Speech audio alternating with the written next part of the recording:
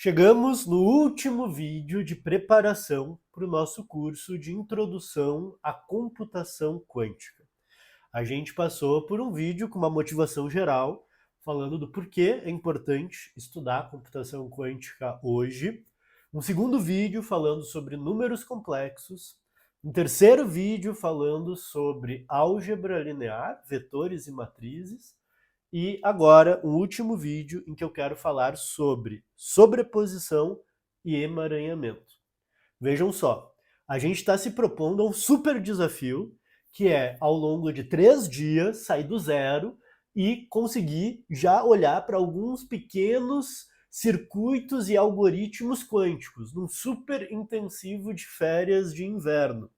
Para isso, gente, a gente tem que pelo menos ter ideia, né, ter uma noção, ter o conhecimento de alguns conceitos básicos.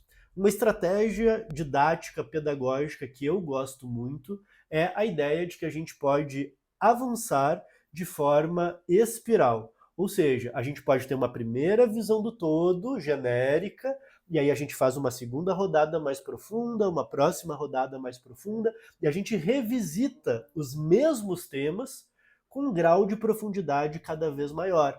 Eu não preciso esperar para saber tudo, né, de profundamente para poder chegar na visão do todo. Eu posso ter uma visão do todo, depois me aproximar e ir aprofundando os conceitos e cada vez ter uma visão mais complexa. Então, o que a gente está fazendo aqui é isso. Eu mostrei algumas ideias sobre números complexos, mas números complexos é muito mais complexo e muito mais difícil, tem muito mais coisa do que aquilo.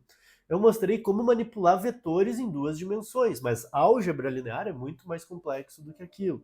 Para a própria discussão que eu fiz sobre economia e política relacionada à computação quântica é muito mais complexo. E o que a gente vai ver nos 3 dias de curso intensivo, ele é um tira-gosto e já vai dar uma visão completa sobre o que é computação quântica. A gente vai rodar alguns programas muito simples, mas vai programar, né, vai aprender como é que eu programo um algoritmo quântico, mas tudo numa visão geral. Isso vai dar subsídios para quem quiser avançar e fazer um estudo aprofundado. O que eu quero mostrar hoje, falar, é sobre sobreposição e emaranhamento, que são 2 efeitos que aparecem na mecânica quântica, são próprios de sistemas quânticos, da maneira como nós vamos colocar aqui. Tá? O caso da sobreposição, alguns autores, alguns livros dizem, não, mas isso existe algo análogo no mundo clássico. Não é bem assim, de certa forma sim, de certa forma não, tá? Mas o que nós vamos ressaltar aqui é como aparece a sobreposição quântica e como aparece o emaranhamento quântico.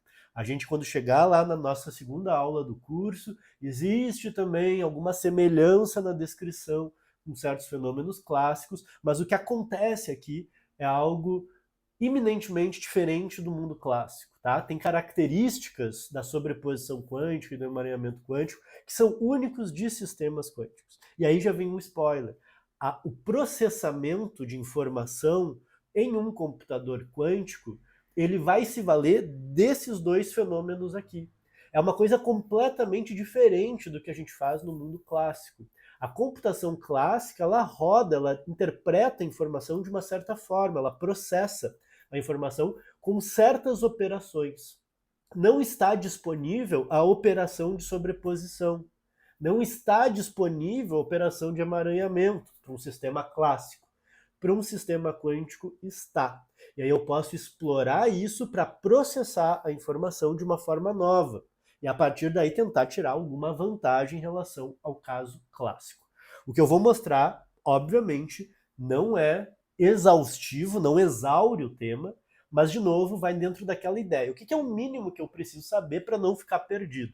Para que quando a gente chegue nessa parte do curso, quem nunca viu possa, opa, já ouvi falar de sobreposição, estou ligado no que é, estou ligado no que é emaranhamento. Para quem quiser entender isso a fundo, daí a gente tem que estudar a fundo também. E aí precisa de algumas aulas, algumas discussões, atividades para poder sedimentar esses conhecimentos aqui, tá? Então primeiro vamos ver o que é a sobreposição, como ela aparece, como a gente representa matematicamente, isso que é o mais importante para nós, e depois o emaranhamento.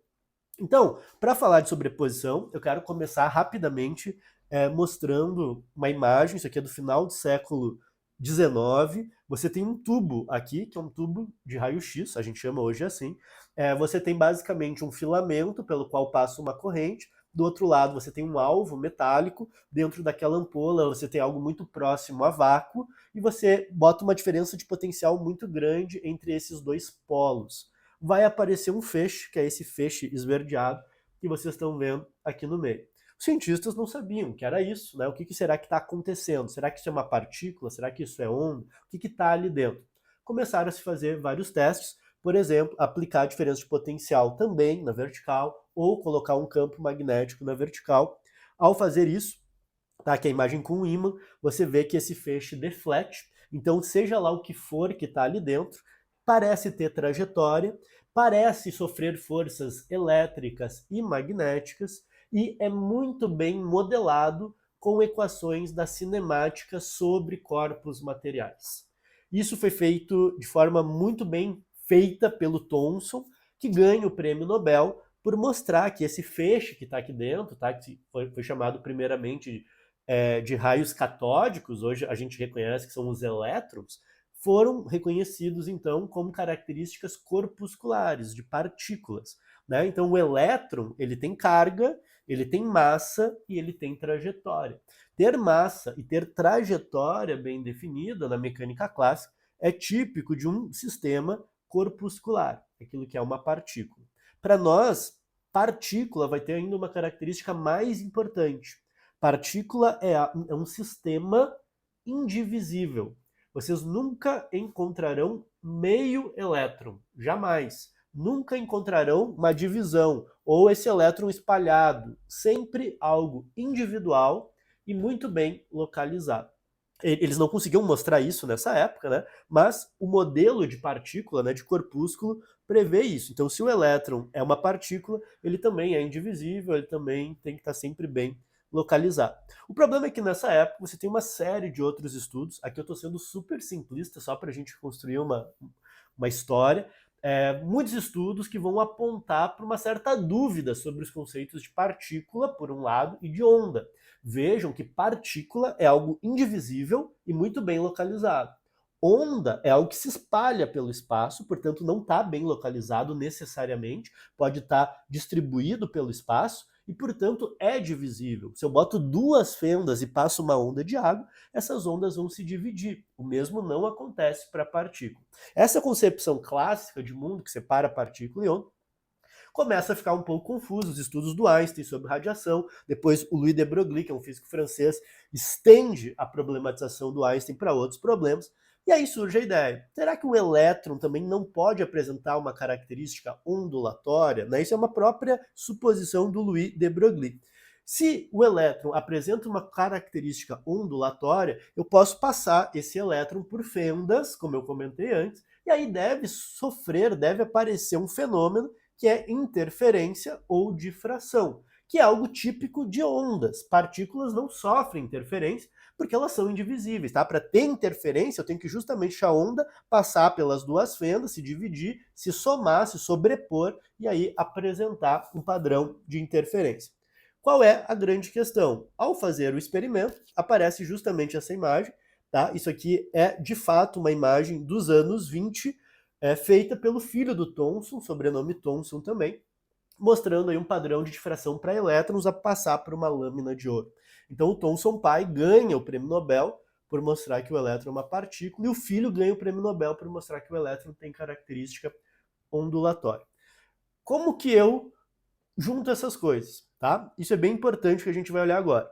Isso aqui é um experimento mental, tá, de um simulador. Imagina que eu tenho uma fonte de elétrons, duas fendas muito pequenas, tá? O resto é obstáculo, o elétron não passa, e do outro lado, o anteparo. O que acontece se eu lançar um elétron por vez? Tá? Não vou lançar um feixe de elétrons, eu vou lançar um único elétron. Ele para no anteparo. Lanço um outro elétron, lanço outro elétron. Eu vou ver aquele padrão de interferência? Eu vou ver um borrão? Eu vou ver o elétron em mais de um lugar ao mesmo tempo? Nem pensar. Cada vez que eu lançar um elétron, eu vou ver um único ponto lá no meu anteparo. Então aqui eu mostrei uma imagem com 3 elétrons, lancei 3. Cada flechinha vermelha está mostrando ali um pontinho bem pequenininho. muito bem localizado e indivisível. O elétron sempre é encontrado em um lugar único, muito bem localizado e sempre indivisível. Nunca como um borrão, nunca em dois lugares ao mesmo tempo. Então, passei os elétrons pelas duas fendas, mas eles seguem indivisíveis e bem localizados. Começa a passar um elétron por vez, um elétron por vez, um elétron por vez. Vocês vão ver que começa a aparecer regiões aqui onde tem mais elétrons. Depois que eu passei muitos elétrons, mas sempre um por vez, vai aparecer regiões muito nítidas em que há elétrons, regiões em que não há elétrons, regiões em que há elétrons, regiões em que não há. Então, aparece um padrão de interferência. Mas não é cada elétron distribuído ao longo do espaço. O elétron é indivisível. O que está interferindo é o número de elétrons ao longo do espaço. Se eu pegar o número de elétrons que chegou numa certa região e dividir pelo número total, isso vai me dar a probabilidade de elétron chegar naquela região. Então, o que está ondulando é a densidade de probabilidade do elétron chegar. Então a mecânica quântica ela chega numa coisa muito estranha. Por isso que essa sobreposição ela não é igual a uma sobreposição clássica. Não existe uma onda física se sobrepondo. Existe, a gente vai mostrar agora a matemática, eu represento o elétron por uma função de onda, essa função de onda se soma, o módulo ao quadrado desta onda vai me dar uma densidade de probabilidade. O que está ondulando é a probabilidade em si. Então eu não estou vendo nada ondular. Eu vou ver, se eu repito o experimento muitas vezes, a diferença de resultados tem um padrão que é compatível com uma ondulação da probabilidade. Como a gente descreve isso, tá? Isso é bem importante para o nosso curso. O elétron vai ser representado nesta descrição que eu estou fazendo de forma simplificada, tá? É mais genérico do que isso. Mas para esse primeiro exemplo, isso é suficiente. Eu vou associar o elétron a uma função de onda. E a probabilidade, ou melhor, a densidade de probabilidade de eu medir o elétron numa certa região, eu tenho que tomar o módulo ao quadrado dessa função de onda. E aí lembrem lá na aula de números complexos, essa função de onda é sempre algo complexo. Eu vou representar ela por uma função complexa, tá? Por que isso? Bom, daí a gente teria que abrir semanas, talvez, de discussão para chegar na exigência da mecânica quântica em trabalhar com números complexos. O próprio Schrödinger não queria uma equação complexa, tem artigos de história da física mostrando isso, mas no fim parece que os números complexos venceram, a gente tem que usar. Então o fato é, essa psi, né, essa função aqui, é uma função complexa, tá? É um número complexo. Como é que a gente trabalha com isso então? Passar pela fenda 1 está associado a uma função de onda, tá? Não é isso aqui que eu botei, ó, para quem já manja da matemática, o próprio ket que está aqui, fenda 1, não é a função de onda, tá? Para eu passar do ket para a função de onda, tem que ter uma manipulação que a gente não vai discutir. O que nos interessa é, está associado a passar pela fenda 1 uma função de onda psi1. Está associado a passar pela fenda 2 uma outra função de onda. Como essas duas funções de onda são possíveis estados, o estado total é a soma dessas duas funções de onda. Isso é a sobreposição. Então, se eu tenho um estado possível, eu tenho outro estado possível, a soma desses dois estados é um estado do sistema, o que representa é a soma dessas duas possibilidades. Por que isso é diferente? Porque agora esse psi1 e psi2 são grandezas complexas, eles não são algo que eu meça diretamente. Então, eu vou substituir, e eu vou fazer aqui uma simplificação só para vocês entenderem como a conta se desenvolve. A função de onda total vai ser, eu vou botar a mesma amplitude para as duas funções, e eu estou escrevendo elas como um número complexo. Então, é uma amplitude vezes a exponencial imaginária, mais uma amplitude vezes a exponencial imaginária, mais uma fase extra. Eu estou botando uma fase aqui adicional, até faltou um parênteses aqui, tá? Peço perdão. O i deveria estar multiplicando todo mundo, tá? Vai aparecer nos próximos aqui, tá? Então, aqui eu já botei o i multiplicando todo mundo, tá? Então, essa é a sobreposição do estado total. A densidade de probabilidade é o módulo ao quadrado. Lembra que para um número complexo eu faço o número vezes o seu complexo conjugado. Então eu tenho que pegar essa psi, é o primeiro, tudo que está entre parênteses aqui, o primeiro parênteses é a própria psi, depois eu tomo o complexo conjugado, tá? É só trocar o i por menos i, tá? E relembrando, tá? Aquela partezinha ali de cima tem que estar o i multiplicando todo mundo. Tá? E aí agora é só aplicar distributiva. O a está na frente de todo mundo, nos dois parênteses, então vai ser um a ao quadrado para fora. E se eu fizer toda a multiplicação, ó, primeiro termo, uma exponencial positiva com a exponencial negativa, vai dar e na zero, que é 1. Depois, quando eu fizer a primeira exponencial com a segunda, vai sobrar só aquele termo ali, e na menos if. Quando eu fizer o segundo termo vezes o primeiro, sobra e na if positivo, e depois e na zero, que é 1.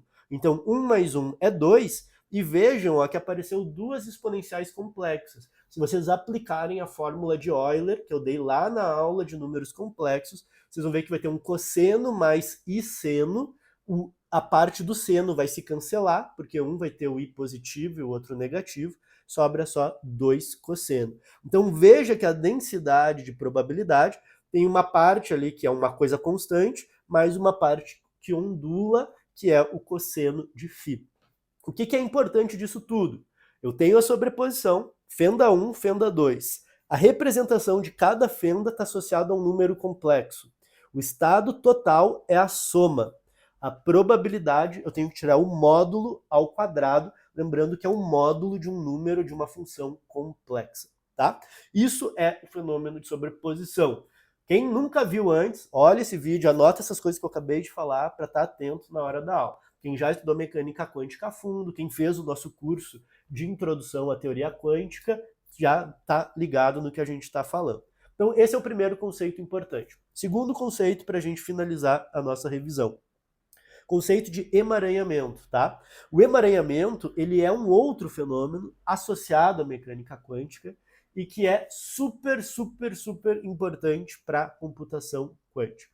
Quando a gente fala de emaranhamento, o que a gente vai explorar é a sobreposição de um sistema que envolve mais de uma partícula. Então, vou dar um exemplo, tá? Existe uma propriedade da matéria, que é o spin, tá? Essa representação, ela é péssima, mas como a gente está fazendo algo muito rápido, é a forma mais rápida da gente tentar dar uma ideia do que a gente está falando, tá? O spin, ele guarda algumas semelhanças com o momento angular, né? Então, se eu tenho algo girando num sentido, tem um certo momento angular. Se está girando no sentido oposto, o vetor de momento angular está no sentido oposto, tá? A gente não deve imaginar o elétron como uma bolinha girando, mas ele tem um momento magnético intrínseco que, quando eu coloco, né, um campo magnético externo, tem duas possibilidades. Ou eu vou medir num nível ou no outro, que a gente chama então de nível 0 ou nível 1. Por que isso é importante? Eu posso ter um sistema, tá, algum material que decai em duas novas partículas. E originalmente o momento angular total era 0. No momento que isso decai, obrigatoriamente uma das partículas vai ter que estar no spin up e a outra terá que estar no spin down. Só que eu não sei qual vai estar no up e qual vai estar no down. Pode ser que essa seja up e essa seja down, ou vice-versa. Eu estou numa sobreposição de dois estados em que agora a propriedade das partículas estão correlacionadas. Se essa daqui for spin up, a outra é down e vice-versa. Então, nessa imagem que vocês estão vendo, eu tenho essa partícula que decai em duas, depois eu tenho dois aparatos que vão medir justamente se está em spin up ou spin down de cada lado. A gente representa assim, ó. Esse é o vetor de estado. Tem 1 sobre raiz de 2. A primeira C mais e a segunda C menos. Menos 1 sobre raiz de 2. A primeira C menos e a segunda C mais, tá? Ou leiam como up, down, down e up. Por que aparece 1 sobre raiz de 2? Lembra que a probabilidade é quando eu tomo a amplitude ao quadrado. Então eu tenho 50% de chance de estar no primeiro estado, 50% de chance de estar no segundo estado. E o que são esses estados? Se eu medir a primeira e der up, eu sei que se eu medir a segunda, dará down. Se eu medir essa aqui e der down, eu sei que se eu medir a outra, vai dar up. Então, o fato é, agora, eu sei que quando eu meço uma, a outra, eu sei quando, se alguém fizer uma medida, qual é o resultado que vai dar na outra. Então, se eu tenho um par emaranhado, isso aqui é só um exemplo, tá? A gente vai trabalhar com outros exemplos. Se eu tenho um par emaranhado, e eu sei o estado desse meu par emaranhado, no momento que eu faço uma medida neste ponto, se eu fizer uma medida no outro ponto, eu sei qual é o resultado daquela medida. Então, há correlação entre esses dois estados. O fenômeno do emaranhamento ele é super complexo e ele traz implicações filosóficas muito profundas. A gente não vai discutir isso no nosso curso, tá? A gente teve um curso de introdução à teoria quântica, a gente discutiu isso detalhadamente, foi um curso de 4 meses para chegar em emaranhamento, tá? Passando por toda a mecânica quântica e discutir isso, por que que isso é tão contraintuitivo e por que isso leva a tantos problemas. Se alguém tiver dúvidas, quiser que a gente fale mais sobre isso, deixa aqui nos comentários do vídeo. O que que é importante para nós, para este curso? Saber que existe o estado emaranhado, que ele envolve 2 ou mais partículas e que, ao ter um estado emaranhado, se eu fizer uma medida em um estado, haverá uma correlação com a medida feita sobre o outro estado, instantaneamente. Eu meço aqui, achei mais, achei up, se eu medir no outro, vai dar down e vice-versa. Falando assim, pode não parecer tão estranho, né? Mas tem sim suas estranhezas, né? Suas contraintuições nessa parte, tá? Mas o que importa para nós é saber que isso existe e já começar a se familiarizar com essa representação, com as probabilidades e com os estados emaranhados, tá? Então isso vai levar, assim, do ponto de vista filosófico, a gente chama de não localidade, tá? Esse é o grande ponto. Algumas pessoas não gostam desse termo, mas é um termo bastante usado na literatura especializada, mas a gente não vai adentrar nessa problematização aqui. Com isso, gente, a gente fecha todos os pré-requisitos, estamos prontos para começar o nosso curso de Introdução à Computação Quântica. Por que estudar computação quântica, números complexos, álgebra linear, sobreposição e emaranhamento, tá? 4 aí pré-requisitos que a gente cumpriu para amanhã, terça-feira, começar com todo o gás a discutir o que é informação, o que é informação clássica, o que é informação quântica, como eu processo a informação classicamente e como eu processo quanticamente. E aí, como isso me leva a escrever alguns algoritmos que têm vantagem sobre os algoritmos clássicos. Vejo vocês amanhã.